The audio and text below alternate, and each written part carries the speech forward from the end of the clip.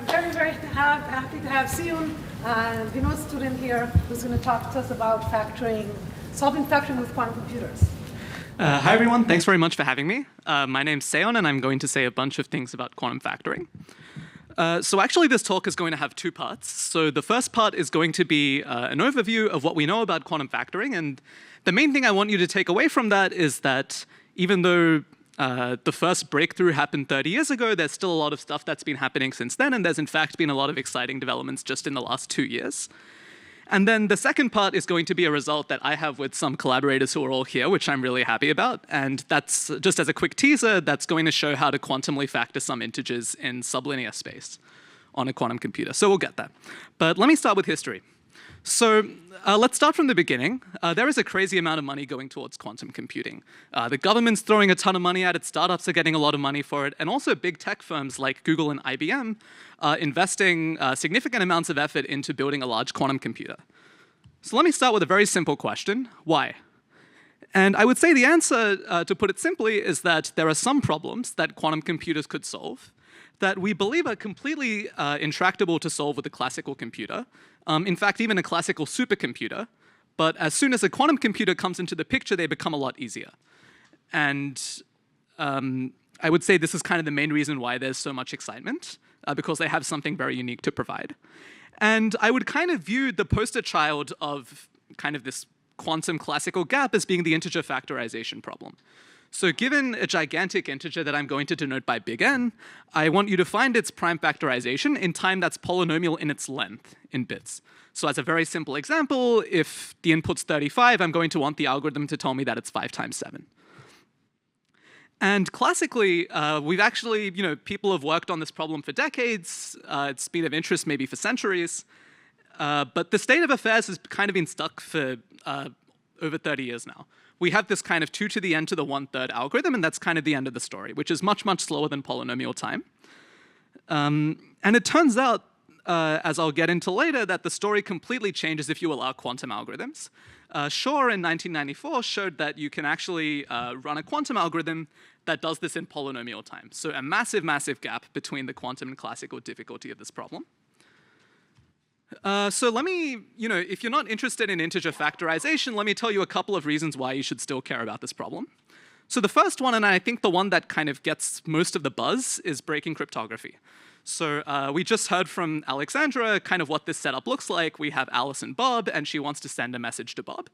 And what we want is for the message to be encrypted, so that, like, say, an eavesdropper in the middle who sees the encrypted message has no idea what's being sent.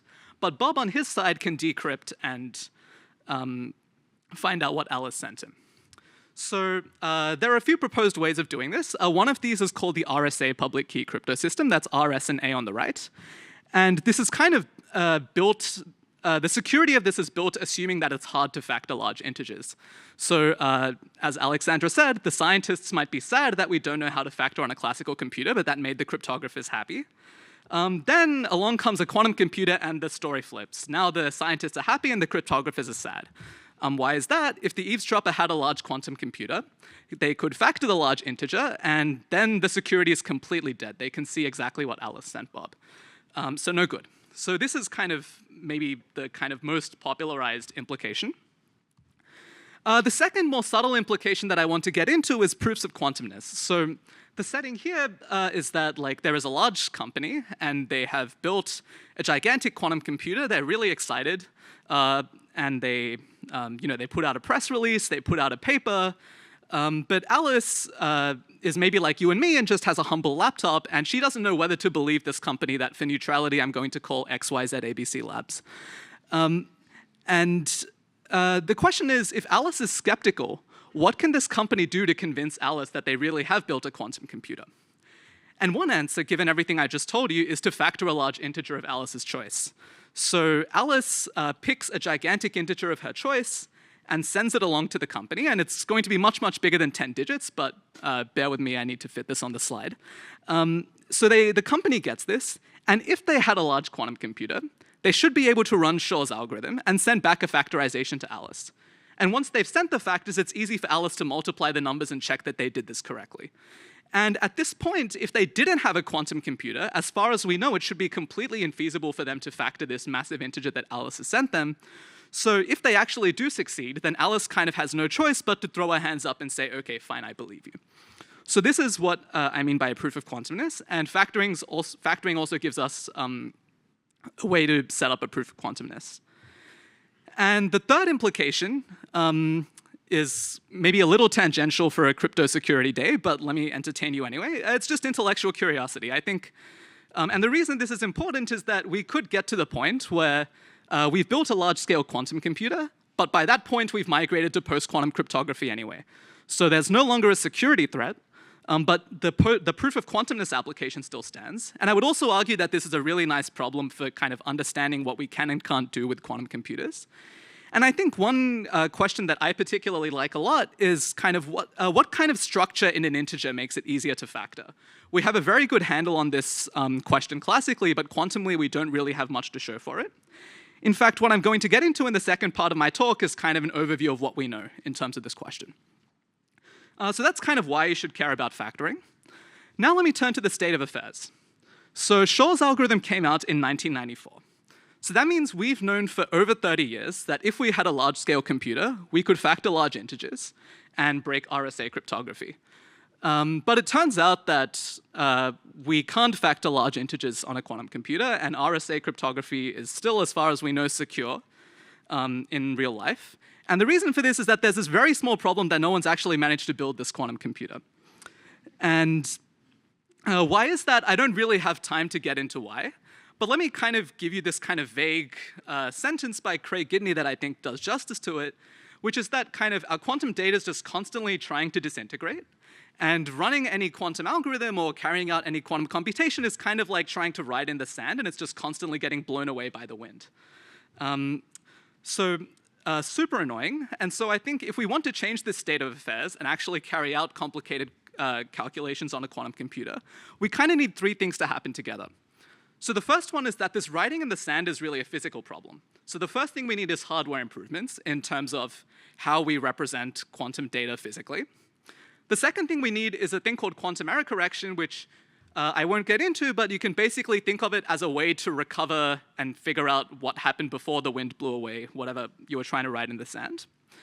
And the third thing is quantum algorithmic improvements. So yes, we already have polynomial time algorithms for factoring, and that's great.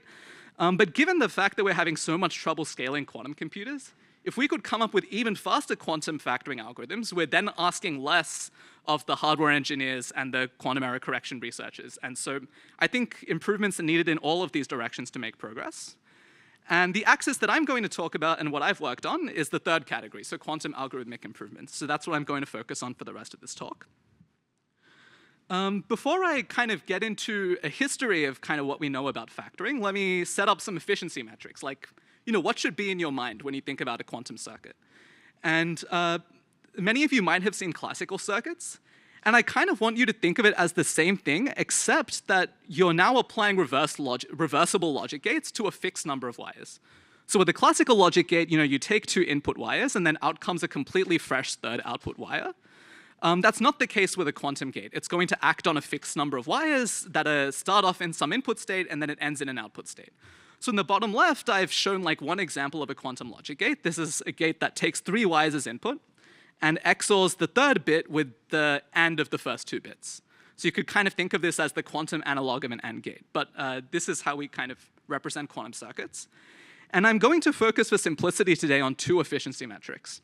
So the first one is gates, which is the number of elementary operations or circles in this quantum circuit on the right. And the second metric is space, so the number of wires or lines. And classically, it's not too common to sweat all that much about space complexity. It turns out for kind of the scalability reasons I hinted at earlier, this is super important quantumly. So I'm going to stick to these 2 metrics for the rest of the talk. Okay, so with that, history. So as I said, the story starts with Shor's algorithm in 1994. And what he showed is that you can factor any integer, big N, and I'm using little n to denote its length in bits. And the number of gates is something like O tilde of n squared. And here I'm using O tilde to hide constant and polylogarithmic factors, just for simplicity. And again, classically, you might think of n squared gates as being really good. But given that we're having so much trouble scaling up quantum computers, it's actually important to shave this down even further.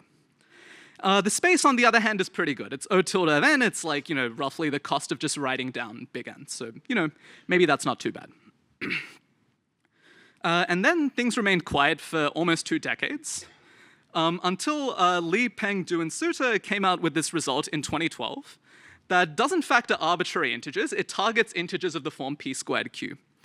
And the reason I want to make this distinction is that if you could factor any input, then you break RSA cryptography, and of course, you can kind of have the proofs of quantumness I talked about earlier. But on the other hand, if you can only factor p squared q, there's no longer any threat at all to RSA cryptography from this algorithm. However, it still works as a proof of quantumness. Alice can easily pick p and q on her side and then send p squared q over to the company. So okay, with that in mind, what does the efficiency look like? So the space is the same as Shaw. It's O tilde of n. But the gates, they actually managed to bring down all the way to O tilde of n, so near linear. So really quite a lean circuit. Okay, so then again, things remained quiet for over a decade or so. And then just 2 years ago, Oded Regev came out with this really nice factoring algorithm that once again is in Shaw territory.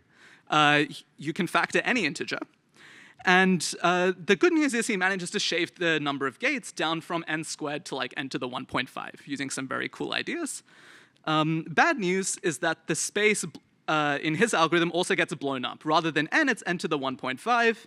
And again, classically, you might not care. Quantumly, this is kind of the end of the world because of all the scalability issues we have. Okay, so my first result on quantum factoring with my advisor, Vinod, is basically fixing this problem. We show how to re-implement Regev circuits so that the gate complexity stays the same, but the space goes down to O tilde of n. So you can really think of this as like a best of both worlds result between Regev's and Shaw's algorithm. So that's one result. And then the second result, which I'm really excited about and I'm going to tell you more about shortly, is with Vinod and 2 more collaborators here, Greg Kahana Mokumeyer and Catherine Van Kirk. And here we're once again in the LPDS land, where we're factoring integers of the form p squared q. And additionally, we're going to leverage a setup where like q is much, much less than p. And here the number of gates is O tilde of n, so it matches the LPDS circuit. But the space, we actually managed to push down below linear to something like n to the 2/3.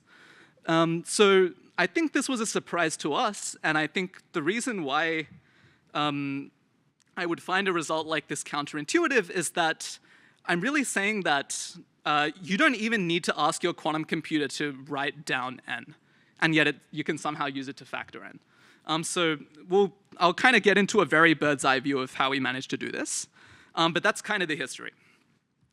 Okay, so what next for factoring? So I would kind of view the North Star as being to factor a large integer on a real quantum computer. So algorithmically, what we need to do to get there, I think, yeah?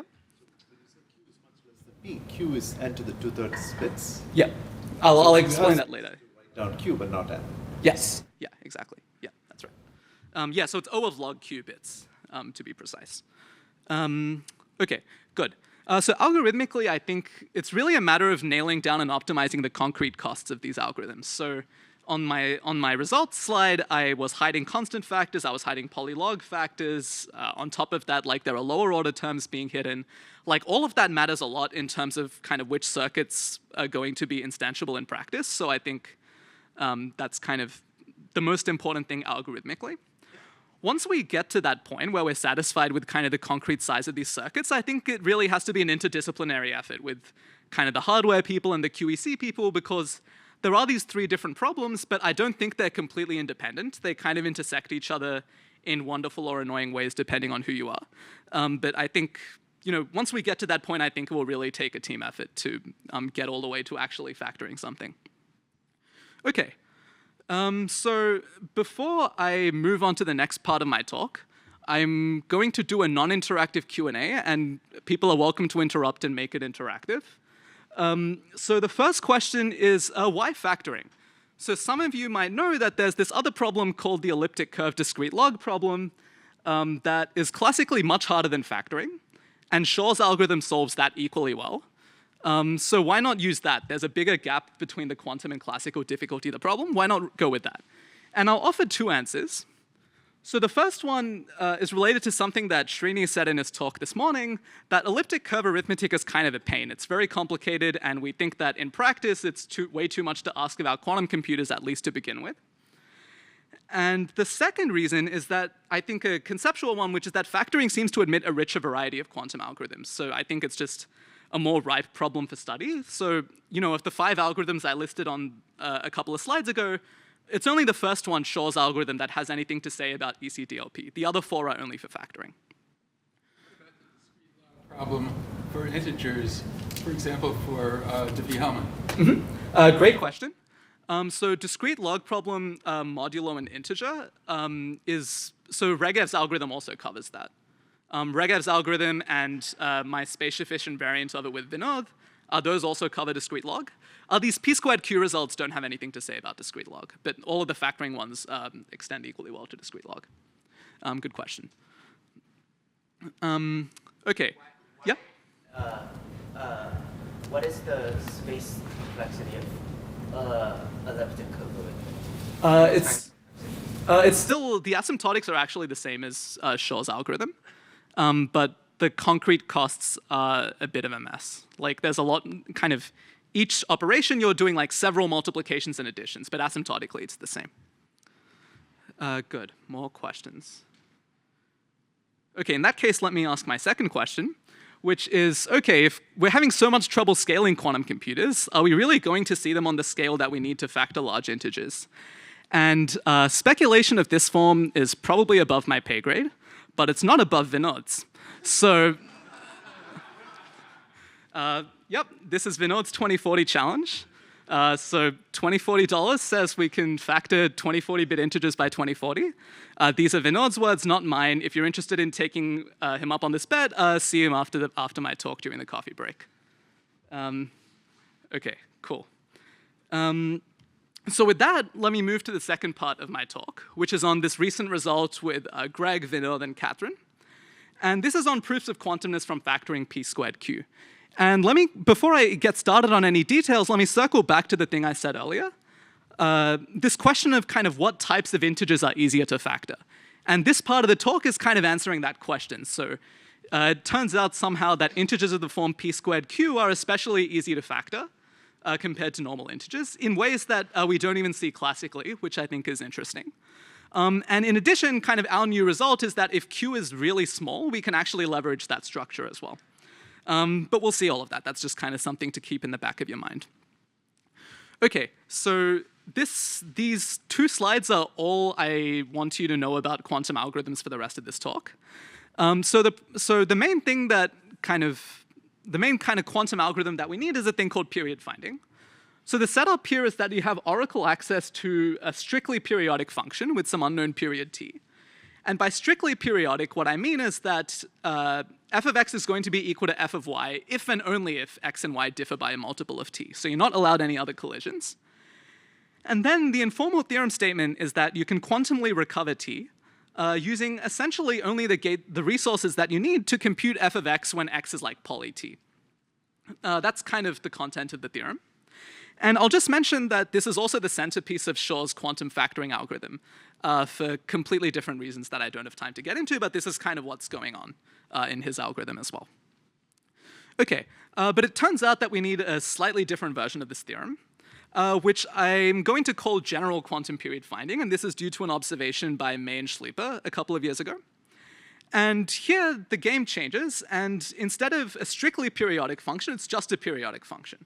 So if x and y differ by a multiple of t, they still evaluate to the same thing, but I can have other collisions. So in this diagram, I've actually gone all the way. I've taken the same diagram, but I've actually hashed every value to 0 or 1. So it's a completely black and white periodic signal. And now what I'm saying is that quantumly we can still recover the period t. most of the time, there's some technical caveats there. And in fact, it's actually exactly the same algorithm, just like a more careful analysis. So this is kind of the variant that we will need. All right, so that's it on quantum algorithms. I also do need to set up some number theory preliminaries, though. So let me introduce an object called the Legendre symbol. So we say that an integer a is a quadratic residue modulo a prime p if it's congruent to some square modulo p. Or in other words, you can add some multiple of p to it to get a square. That's kind of the gist. And then the Legendre symbol is basically just some way of kind of indicating whether this is the case. So we're going to say it's 1 if it's a non-zero quadratic residue. We're going to say it's -1 if it's not a quadratic residue. And there's this corner case where if a is divisible by p, we're going to say it's 0. But most of the time, you should think of the Legendre symbol as being plus or minus 1. The 0 is just kind of a weird corner case. OK, so that's the Legendre symbol. And now let me move to a generalization of this called the Jacobi symbol, which is basically where the second input, rather than being prime, is now allowed to be a composite odd modulus. And the way this is defined is that, given as input an integer n with its prime factorization like so, you define the Jacobi symbol of a with respect to n by taking its Jacobi symbol. Basically, you take the factorization of n, but everywhere you see a prime, you replace that prime with the Jacobi symbol of a with respect to that prime. So that gives you this expression. And let me make a quick note for intuition that the quadratic residue characterization I made on the last slide for the Legendre symbol actually does not carry over here. This is just kind of some other object. And the reason that's the case is that once n is composite, it's possible for the Jacobi symbol to be 1 without a being a quadratic residue mod n. That's just a comment for intuition. OK, but as far as algorithms go, I'm only going to need 2 properties of the Jacobi symbol. So the first one is that it's periodic. It only really cares about what a is modulo n. And maybe this shouldn't surprise you given how I defined it earlier, but basically what it means is that if a is congruent to b modulo n, then a and b should have the same Jacobi symbol with respect to n.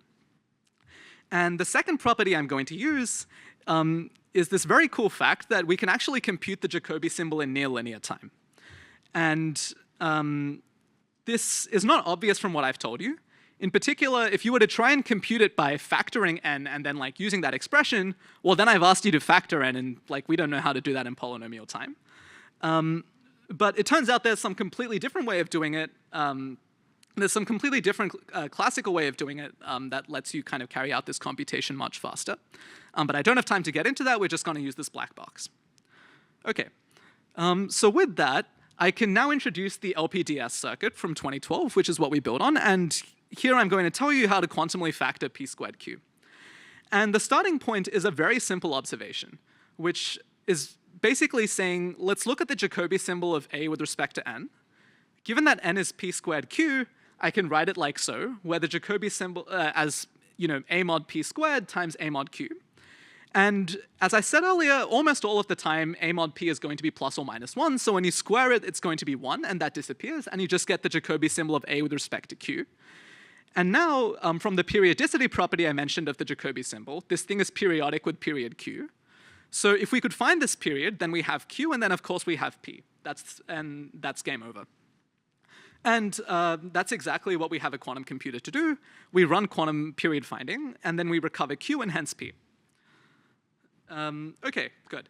And the gate complexity of this, as I mentioned earlier, is something like the cost of computing this Jacobi symbol when a is at most poly q. So this is something like, this is near linear. And if you implement this kind of in the natural way, the space is also going to be near linear. OK, so this is the LPDS circuit. Before I get to our result, I'll quickly check for questions since I introduced a lot of stuff. OK.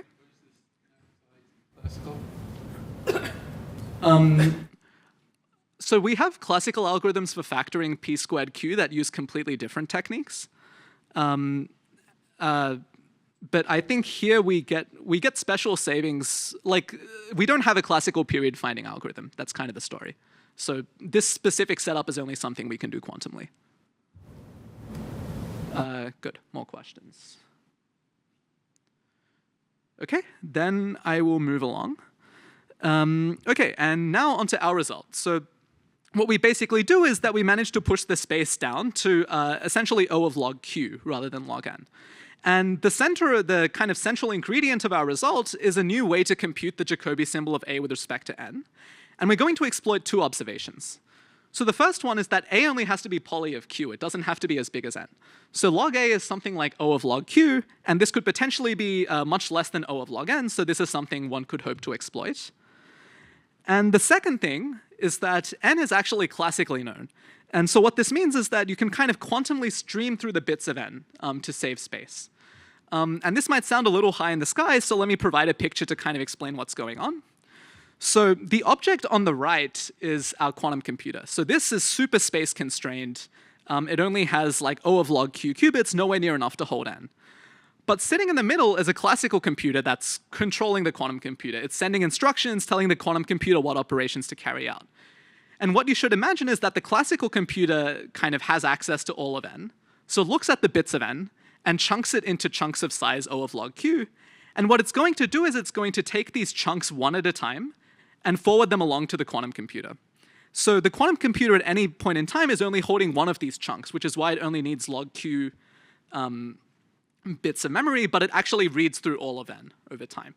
I'm not telling you anything about how a setup like this could actually be used to compute the Jacobi symbol. That takes quite a bit of work, but this is kind of how it's even possible.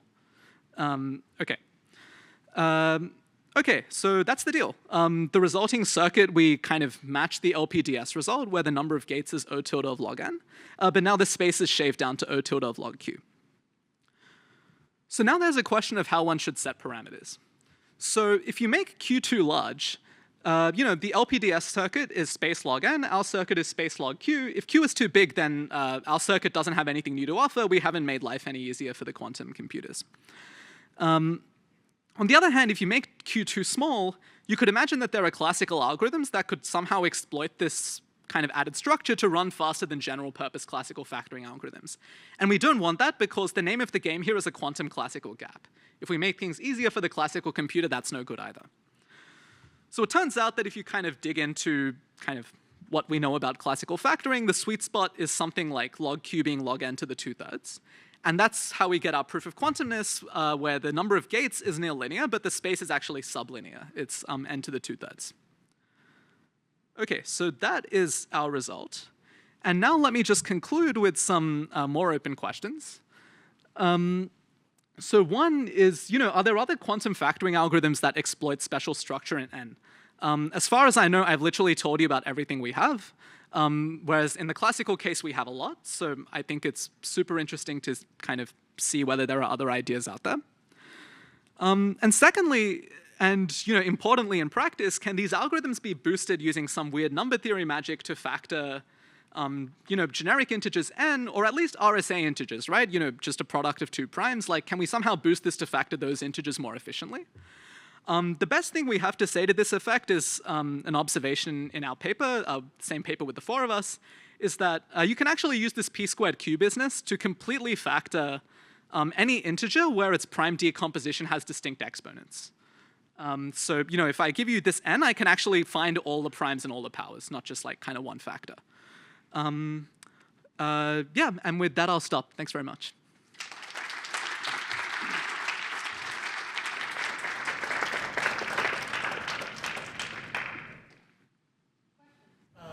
Just quickly, for the into the 2/3, is that just because number of field sieve is into the 1/3? Exactly. Yeah. And the best classical algorithm that would exploit a small q runs in time exponential in root log q. So when you match those parameters, it's yeah. So quantum circuits themselves aren't stateful, right? They always give the same output for the same input, right? Let me ask you a real question. When you're sending the chunks in, it doesn't remember what chunks have already been sent in, right? You're doing some classical computation on the end to reconstruct the factor? Yeah, so so the only thing that the quantum computer needs to use the chunk to do is to compute this Jacobi symbol. So it's going to use the chunk to compute the Jacobi symbol, and then it turns out that it can just forget about that chunk and move on to the next chunk. Another classical algorithm in the end that computes the final factor from those symbols. Exactly, kind of as part of the quantum period finding algorithm. Yeah, that's right. Please. Just to clarify, like, there is state, like quantum state, that's maintained between each chunk. So you do have to do some classical post-processing, but there is like quantum state maintained. So like you get a chunk, you do something, and then you hold a quantum state that has to do with it, and then you get the next chunk. What you do with the next chunk has to do with the existing quantum state from the previous chunk. So it's not like you can do these things totally separately as like separate quantum circuits or something. Okay. Does it make sense? Yeah, but then that also brings another problem, which is that not only do we have a hard time having a lot of qubits, we also have a hard time having them be stable over time, right? Oh, good. Yeah, you do need to maintain coherence through these, but the nice thing is we actually show something that Seyoon didn't mention so far. I mean, you can. I don't have to answer this question, but I don't know what you're about to mention. Okay, so. fair enough. We also show that you can do this in quite low depth, so also sublinear depth. So it's actually super good in terms of the coherence as well. The rest of the questions in the break. Thank you.